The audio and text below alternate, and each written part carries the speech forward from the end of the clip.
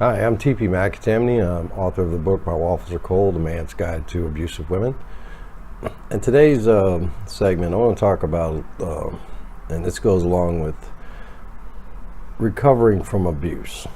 And the easiest way to recover from abuse, and it's not an easy process, but what I mean is recovering from abuse understands what we went through when it was happening. I did some videos before on post-traumatic stress, complex post-traumatic stress, but what I want to talk about today is a little bit about the processes of critical stress, which is basically what we went through during the abuse, and see how that had an effect not only on our minds and our emotions, but also our physical well-being. When I was a 911 dispatcher, I had no idea the effect that the stress would have on my body. It wasn't until after I left the job, after 11 years, that I began a stress management company to 911 dispatchers and studied a lot about it, that I came to understand some of the physical effects of that stress on my own body. And indeed, it wasn't 9 years after that that I was diagnosed with cancer. And I really don't have any doubt in my mind that that was due to the high stress I had at the job. Not only that, but as some of you know, I cared for my wife for many, many years until she finally passed away and from cancer.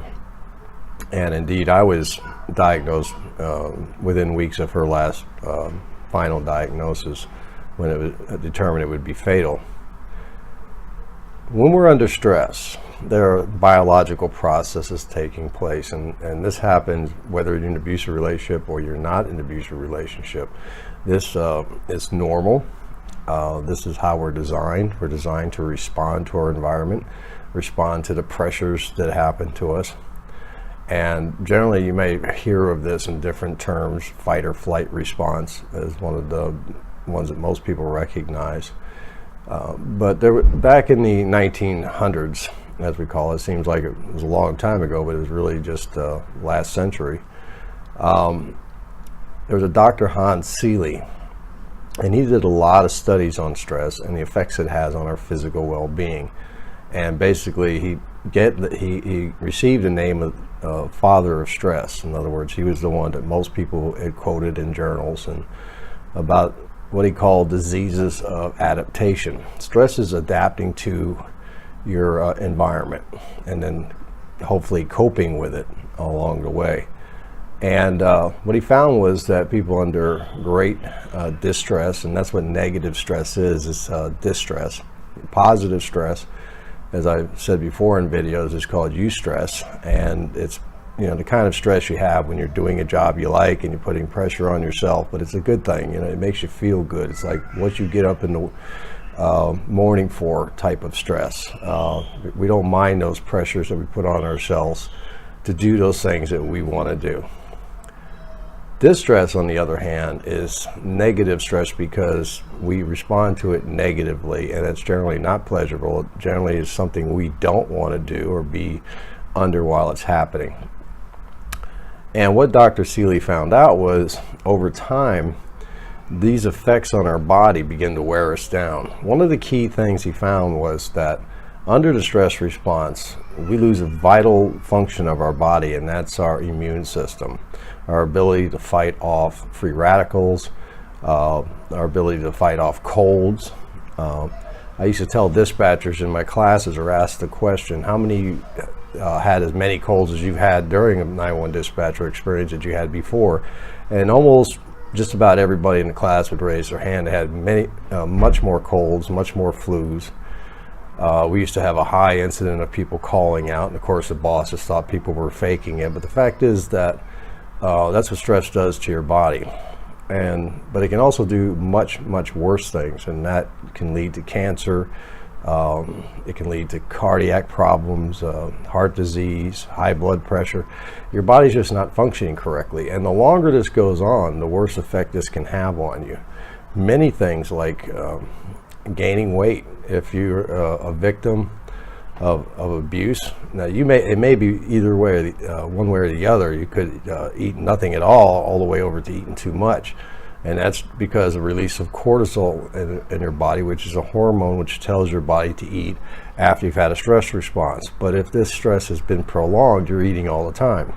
This hormone calls for things that are not too good for you, like fats and things like that, in order to build up your energy stores. You know, the stress response goes back to ancient times, to the cavemen, if you will, who you know, in the fight or flight response, the guy goes out to get a rabbit for the evening meal and runs into a saber-toothed tiger, and he looks at the saber-toothed tiger, and it's huge. It's like 900 pounds, and he has a spear in his hand, and he makes a judgment call based on that the spear is not going to be enough to take this tiger down, so he decides to not fight but flight, and he runs back to the cave. And you know, mom's mad because he didn't bring home any dinner, and he's sweating and stuff. And you know, but generally what's going to happen after that, he's going to come down, see that he's safe back in the cave, and you know, he'll calm down, and you know, he'll still be, you know, dealing with the family not getting their dinner, but he'll probably order out pizza. I don't know if they had pizza back then or not, but maybe that's what he did. And then comes another day, and he goes back out and hunts again, and he may get the rabbit this time because he found a new place to go that the saber-toothed tiger won't be at. Let's say he goes out every day and he runs into that same tiger. Well, over a period of time, he's going to become conditioned to that, to where he may not even exit the cave anymore. Tell him, Mom, I'm not going out there anymore because the saber-toothed tiger is just waiting on me.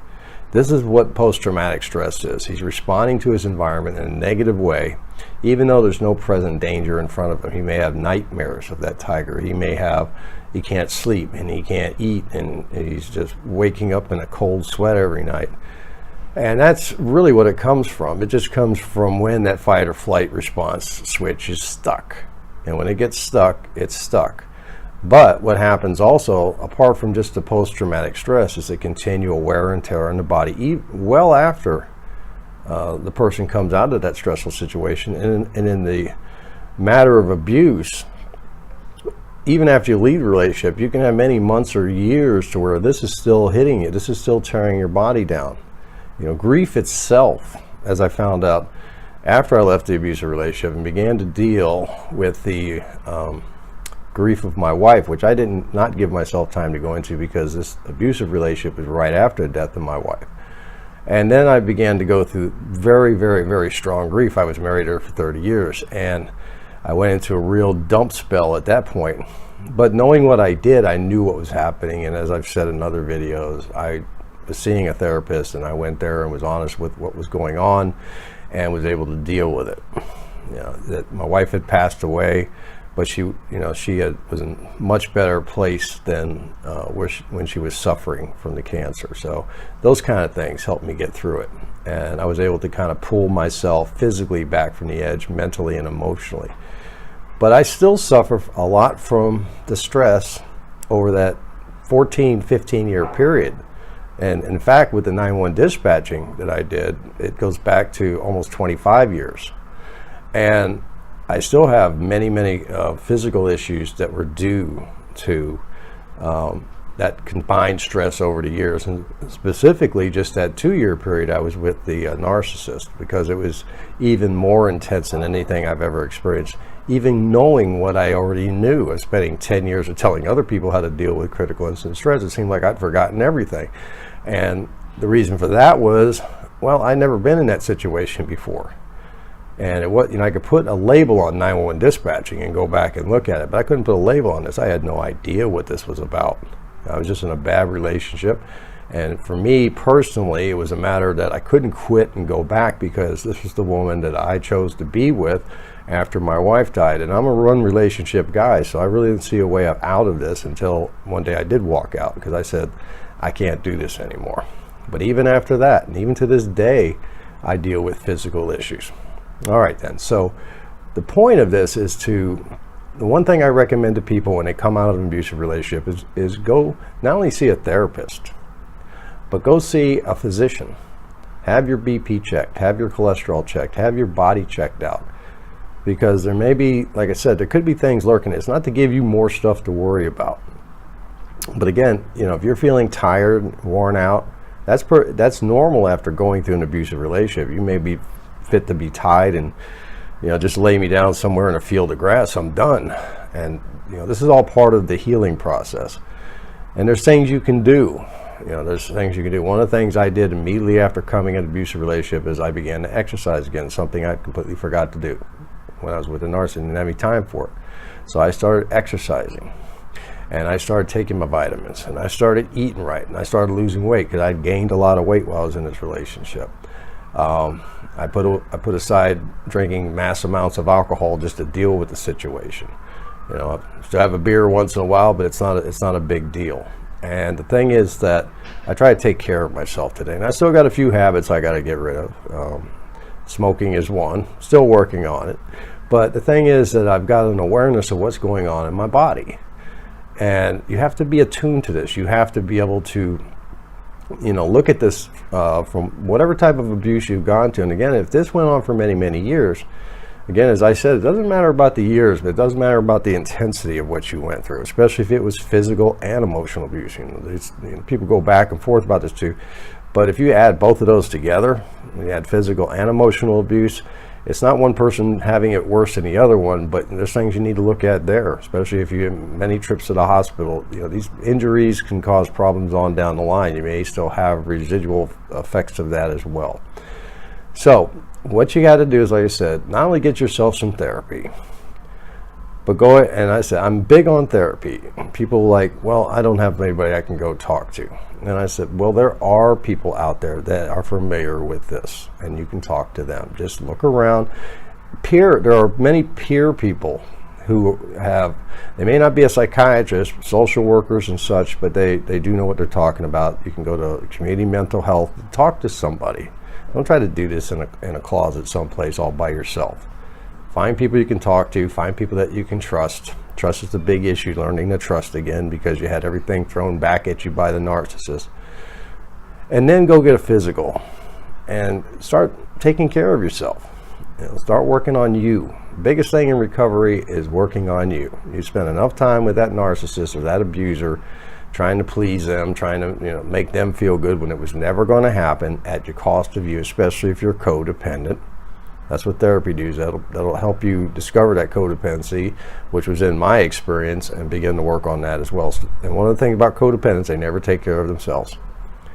They never take care of themselves. They're always about other people. Well, start learning how to take care of yourself. Get a physical, check yourself out, and you'll find that you're going to start feeling a lot better.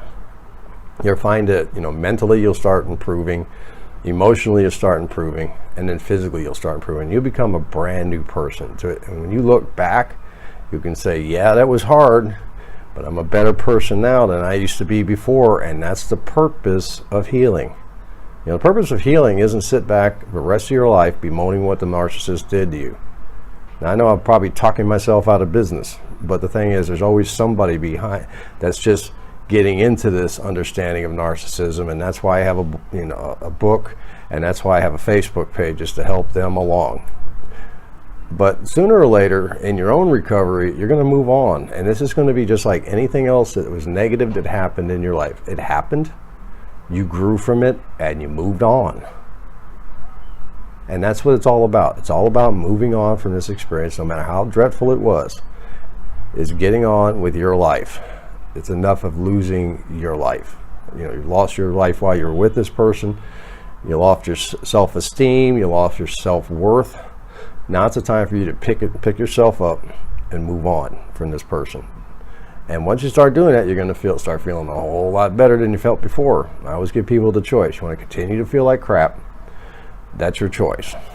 For me, I'm tired of feeling like crap. Had enough of that with the narcissist.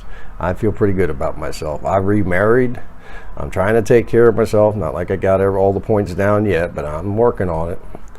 And the thing is that I'm feeling a lot better. Feeling a lot better. This is TP McIntyre, author of the book, My Waffles Are Cold, The Man's Guide to Abusive Women. Thanks for listening, and I'll talk to you soon.